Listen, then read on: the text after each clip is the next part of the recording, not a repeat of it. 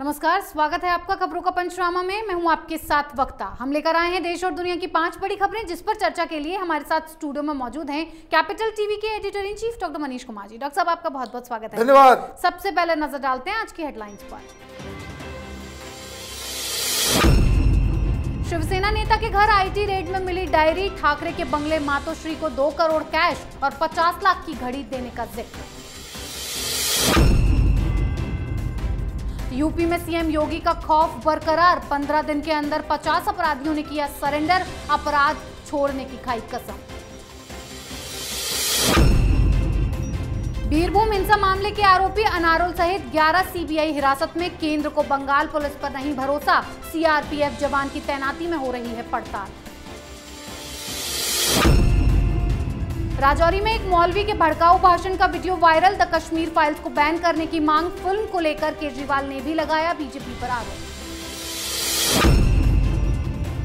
पाकिस्तान में आर पार की लड़ाई, इस्लामाबाद में इमरान ने की मेगा रैली, कुर्सी बचाने के लिए जनता के सामने फैलाई झोली।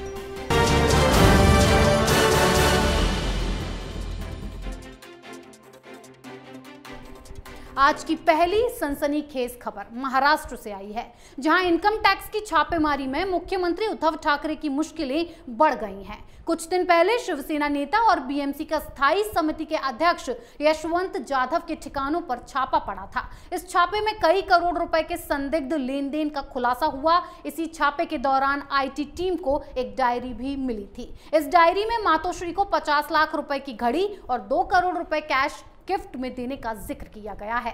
आपको बता दें कि मातोश्री महाराष्ट्र के मुख्यमंत्री उद्धव ठाकरे के निजी निवास का नाम है। इस खुलासे को अघाड़ी सरकार के लिए एक बड़ा झटका माना जा रहा है। बीजेपी हमलावर हो गई है। देवेंद्र फडणवीस ने कहा कि कोविड काल में जो हमने आरोप लगाया था कि किस तरह मुंबई महापालिका द्वारा लूट शुरू थी, वो आरोप आज सच साबित हो रहा है। आयकर विभाग सही दिशा में जांच करेगा, ये हमें विश्वास है। डॉक्टर साहब, इस खुलासे को उद्धव ठाकरे सरकार के लिए कितना बड़ा झटका माना जाए? अब ये जांच की आंच पहुंच गई है उद्धव ठाकरे के दरवाजे पे। हालांकि पूछताछ के दौरान ये कहा गया कि जब जाधव जी से पूछा गया कि भाई ये मातोश्री है क्या, पूरा महाराष्ट्र जानता है मातोश्री क्या है जी। और मातोश्री को 2 करोड़ रुपए कैश और 50 लाख रुपए की एक घड़ी। तो यशवंत जाधव साहब ने दलील दी है कि ये मातोश्री का मतलब मेरी मां से है। अब जांच चल रही है जी। पता किया जाएगा कि यशवंत जाधव साहब अपनी माता जी से कितना प्रेम करते हैं कि 2-2 करोड़ रुपए कैश दे देते हैं। और माता जी ने उस 2 करोड़ रुपए कैश का क्या किया? घड़ी 50 लाख की माताजी पहनती हैं या उन्होंने भी किसी को गिफ्ट कर दिया? भाई अगर घड़ी दी गई है जी, तो वो तो माताजी के पास होना चाहिए जो ये बता रहे हैं। लेकिन ये सब तो जांच का विषय है।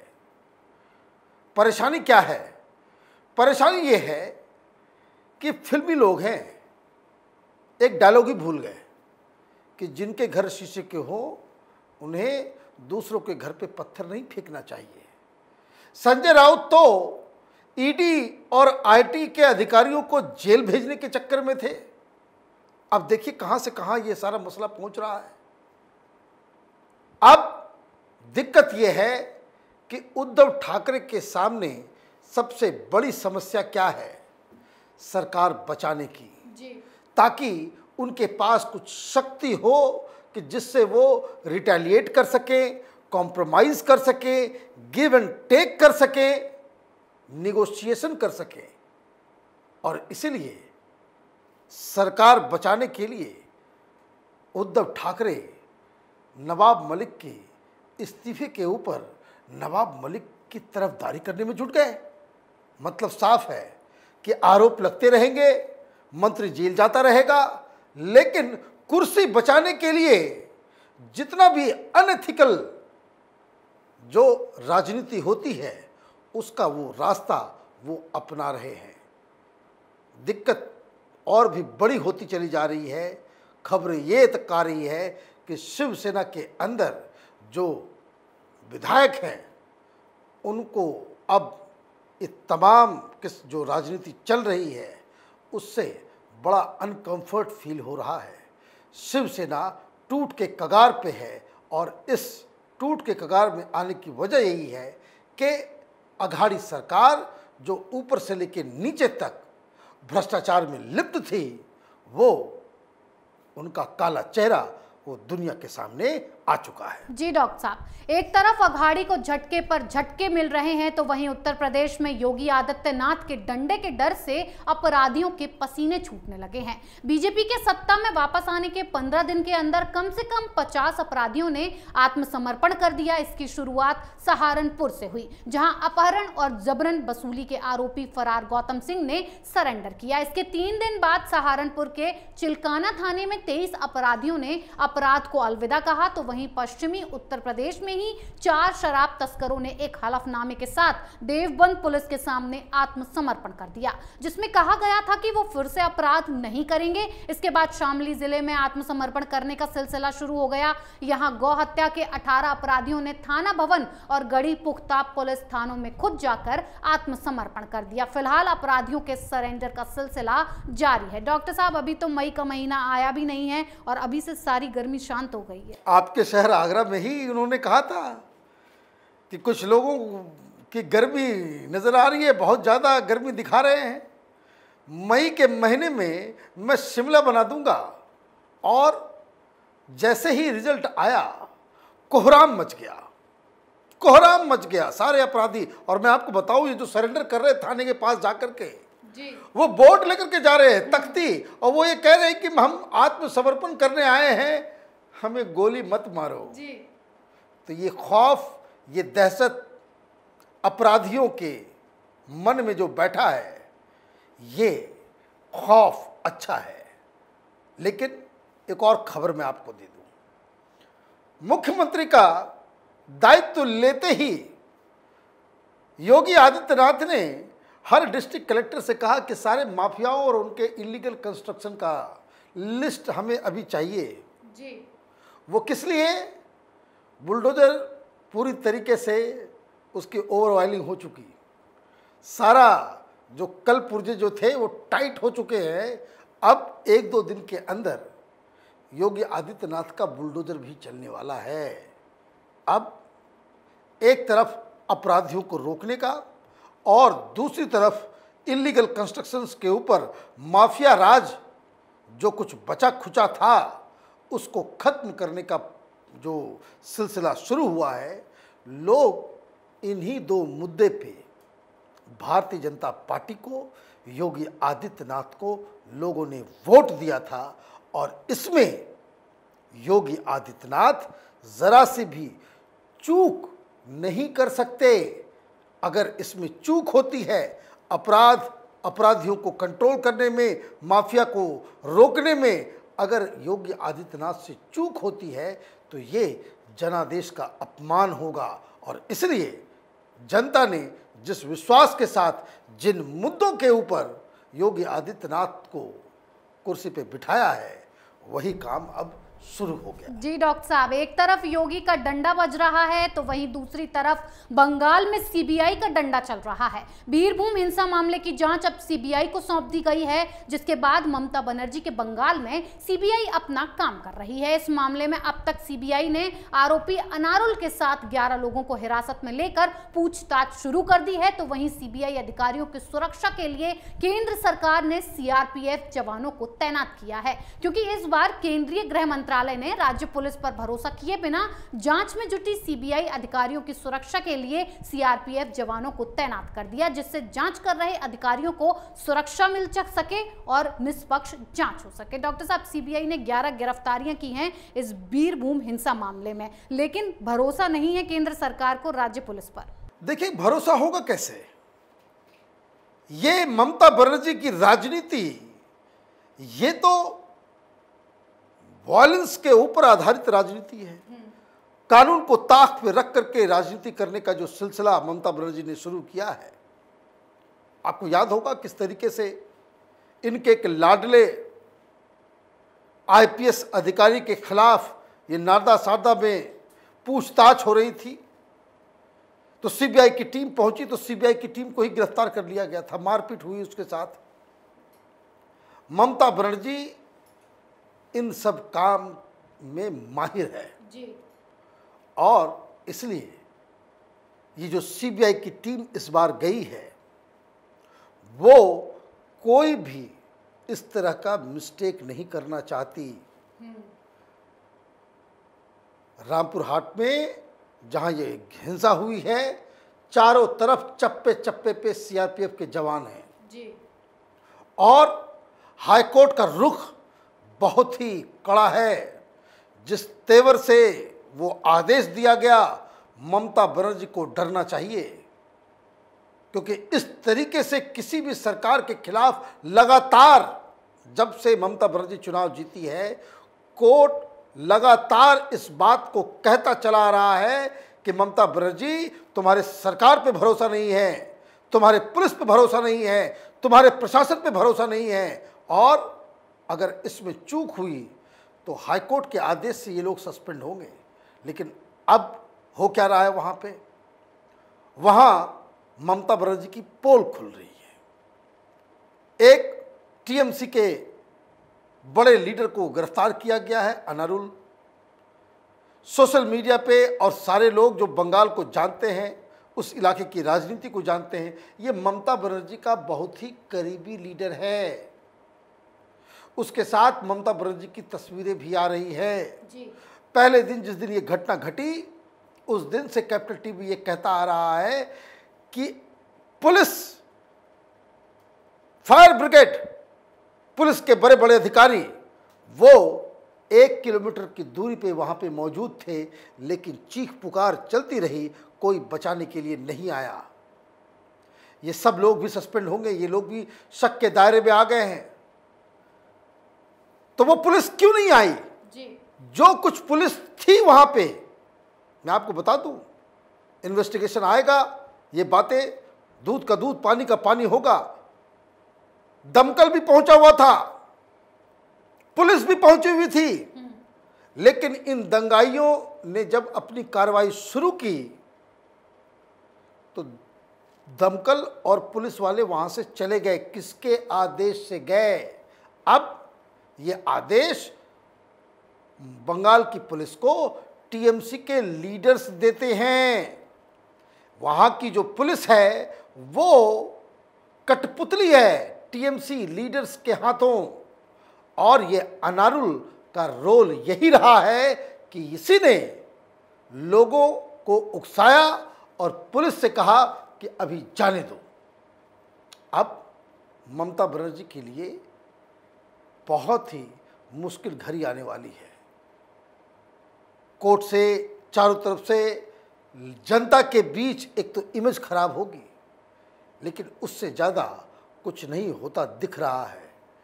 केंद्र की सरकार ममता बनर्जी के खिलाफ कंक्रीट एक्शन लेने से पीछे हटती है। पता नहीं क्या वजह है, लेकिन वहाँ जिस हिसाब से कानून व्यवस्था है, वो देश के कानून व्यवस्था दूसरे राज्यों में जिस तरह से लॉ एंड ऑर्डर का सिचुएशन है, जिस तरह से पुलिस बर्ताव करती है, प्रशासन बर्ताव करता है, वो बंगाल में स्थिति नहीं है। आर्टिकल 356 मतलब राष्ट्रपति शासन लागू करने के बजाय दूसरा कोई चारा नहीं। जी डॉक्टर साहब, एक तरफ सीबीआई ने बंगाल में जांच शुरू कर दी है, तो वहीं कश्मीर फाइल्स को लेकर अब एक और मौलाना सामने आ गए हैं और बयानबाजी कर रहे हैं। घाटी से एक वीडियो वायरल हुआ है जिसमें मौलाना भड़काऊ भाषण दे रहा है। कहा है कि हमने 800 साल तुम पे हुकूमत की, तुम 70 साल की हुकूमत में हमारा निशान मिटाना चाहते हो। दोस्तों, बिल्कुल इसी तरह कश्मीर से कश्मीरी हिंदुओं का नामो निशान मिटा दिया गया था। तो वहीं फिल्म को बैन करने की भी मांग की गई है। कोई फिल्म को बैन कर रहा है तो कोई कह रहा है कि YouTube पर डाल दो। केजरीवाल ने एक बार फिर बीजेपी पर आरोप लगाया है कि पार्टी ने सत्ता में आने के बाद से कितने लोगों को घाटी में फिर से बसाया है। इनकी सरकार में कोई भी परिवार घाटी नहीं लौटा है। डॉक्टर साहब, मौलाना हो या फिर केजरीवाल, कश्मीर फाइल्स को लेकर इतना तांडव क्यों किया जा रहा है? देखिए, मौलाना केजरीवाल, ये नटवर लाल जो है, इसने कश्मीरियों के दर्द के ऊपर, जनसंहार के ऊपर इतनी महिलाओं के बलात्कार के ऊपर जिस तरह का अट्टहास, जिस तरीके की हंसी, जिस तरह का मजाक इसने दिल्ली असेंबली में उड़ाया है, ये इसकी राजनीतिक जीवन का सबसे बड़ी गलती है। ये अब डिफेंस मैकेनिज्म इसका तैयार है। अब ये कह रहा है कि भाई कश्मीरियों को कितना वापस किया गया, भाई आरटीआई डाल दो, आपको मालूम चल जाएगा कि कॉलोनीज कैसे वहाँ बन रही हैं, क्या क्या सरकार ने कानून बनाए हैं, कैसे पैरामिलिट्री फोर्सेस और आर्मी के रिटायर्ड ऑफिसर्स को वहाँ पे बसाया जा रहा है। आपको इसकी जानकारी नहीं है क्योंकि आपके दिमाग में वोट बैंक पॉलिटिक्स है। अगर केजरीवाल के शरीर में जरा सा भी लाल रंग का खून बह रहा है और अगर ये ईमानदार है तो ये मौलाना जिसका ऑडियो वीडियो वायरल हो रहा है कि हमने 800 साल तक राज किया, तुम 70 साल में हमारे नामो निशान को मिटा दोगे, ये तो पॉसिबल नहीं है। हमने जिस तरीके से हिंदुओं का नामो निशान घाटी से मिटा दिया, अब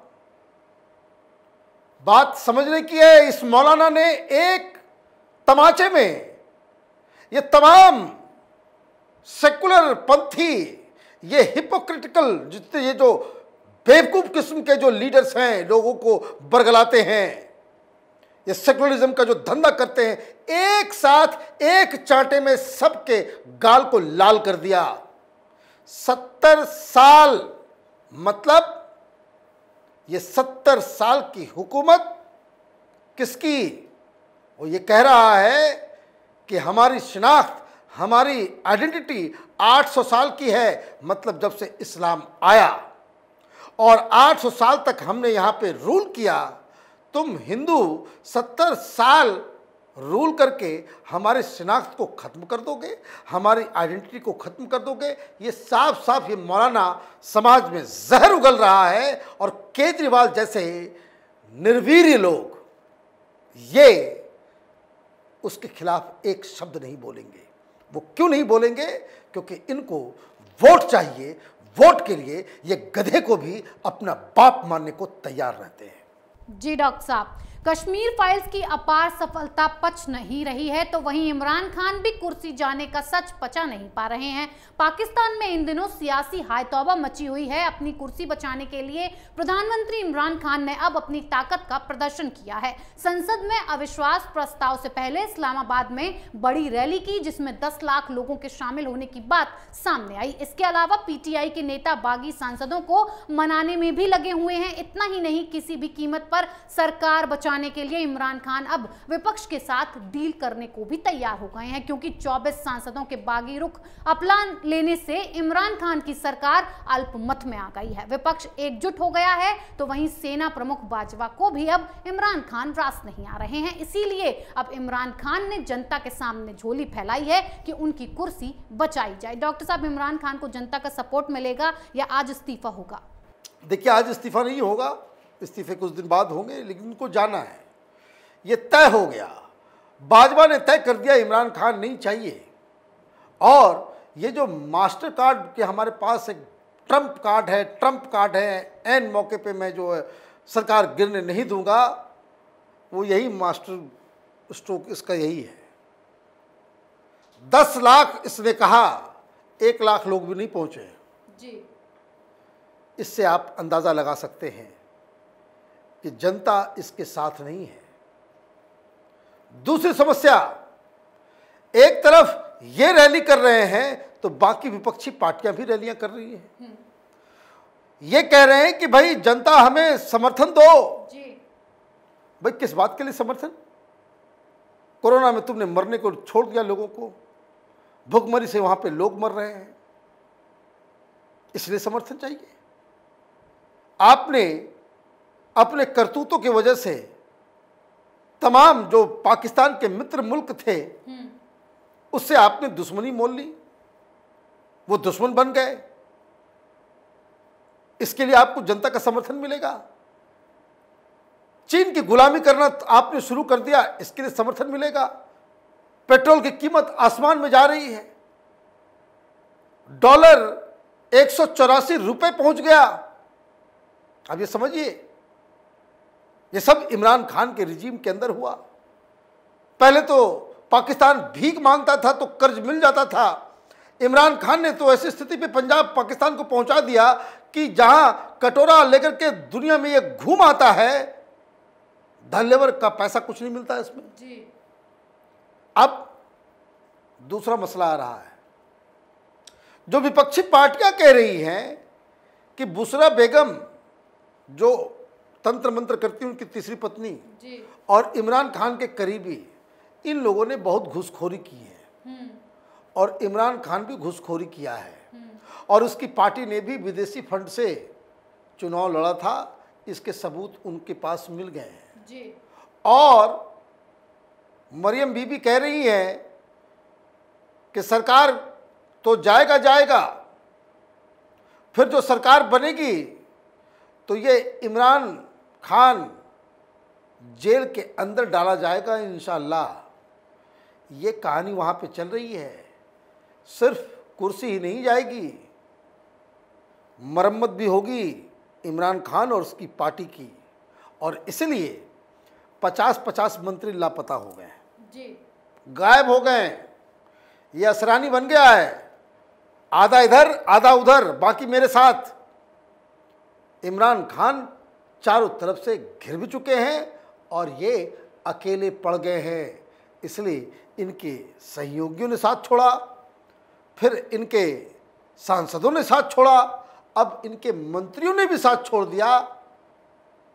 तो विपक्ष और सेना उसकी जगह को भरने के लिए पूरे कमर कस ली है। 3 या 4 तारीख को ये सरकार जाएगी। यानी कि सबने साथ छोड़ दिया तो एक सहारा दिखा कि पाकिस्तान की जनता कुर्सी बचा ले, वो भी होता दिख नहीं रहा है। बिल्कुल नहीं दिख रहा जी। डॉक्टर साहब बहुत बहुत धन्यवाद इतनी धन्यवाद। खबरों का पंचनामा में आज के लिए इतना ही। देश विदेश की बाकी खबरों और उनके सटीक एनालिसिस के लिए देखते रहिए कैपिटल टीवी। हमें लाइक कीजिए, शेयर कीजिए और कैपिटल टीवी को सब्सक्राइब कीजिए। नमस्कार।